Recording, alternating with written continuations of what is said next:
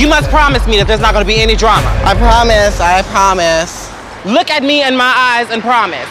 I promise no drama, Alexandra. Hello and welcome to Real Talk. This episode we'll be looking at Tangerine, a really unique new film filmed in downtown LA entirely on iPhone 5Ss. We'll also be taking a look back at Paris is Burning, made in 1990 about the LGBT subculture of New York City in the 80s. Hi.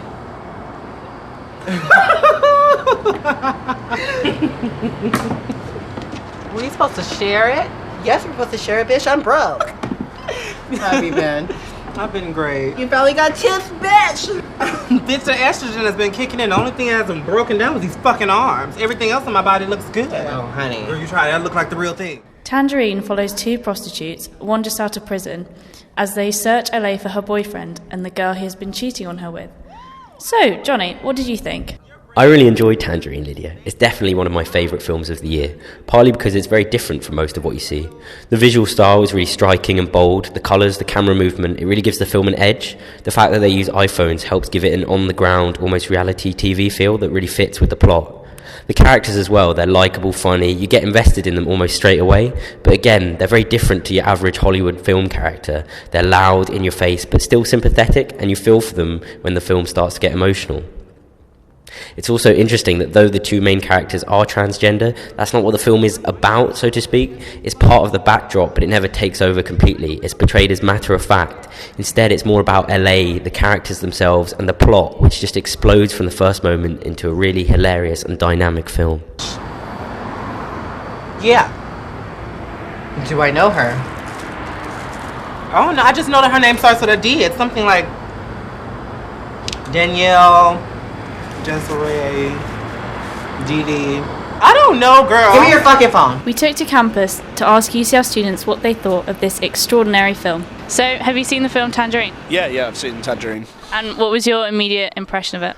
Well, I thought it was quite a surprising film. Like, I wasn't expecting it to be like, you know, when I was recommended to watch it, I didn't expect that it was going to be such a unique film. Mm-hmm. It almost felt like a documentary rather than a film, so they were kind of like following the guys around from the back. It felt really very real, and it felt like we were following the characters on a journey across Los Angeles.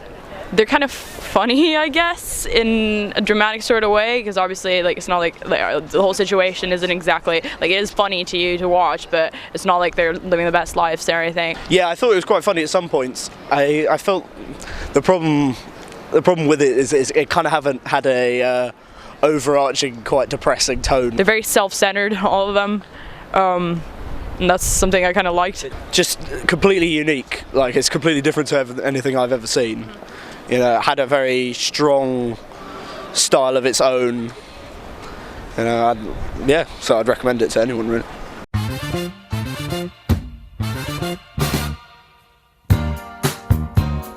So give the patrons and the contestants, a round of applause for nerves. Because with your vicious mother, they do take nerves. Next up is our old film, the 1990 documentary Paris is Burning. So Lydia, what did you think of it? I really enjoyed this film, Jonny. I found Paris is Burning very engaging, funny, and it depicts a fascinating era of the ball subculture of Harlem, which is in New York in the late 80s, early 90s. Voguing came from shade because it was a dance that two people did because they didn't like each other. Instead of fighting, you would dance it out on the dance floor, and whoever did the better moves was throwing the best shade, basically. No touching. Neither one of you. If you touch, I'm chopping you. I'm telling you right now. However, it also involves some quite tragic scenes, particularly when the trans women describe the adversity they have faced growing up in a prejudiced society. She didn't press it then, but like maybe a few months later when she noticed that I had breasts, everything started coming together. She really was devastated. How could you have breasts bigger than mine? You're growing nails. You're becoming a woman right before my very eyes. I can't hold my head up. I'm embarrassed. How would you relate it to Tangerine? Well, obviously both films follow members of the transgender community with an emphasis on realism. In both films, there's a focus on the darker sides of the LGBT community, such as prostitution, crime and violence. However, Tangerine, although it feels very real, like a documentary, Paris is Burning is actually documenting real lives in 1990s New York. This means that, for example, the murder of Venus Extravaganza, one of the transgender women in the film, is so much more affecting than some of the melodramatic scenes in Tangerine. All in all, I found both films provide an interesting and humanising look at a marginalised and often ignored subculture. They're both well worth a watch. Touch this skin, darling. Touch this skin, honey. Touch all of this skin. Okay? You just can't take it.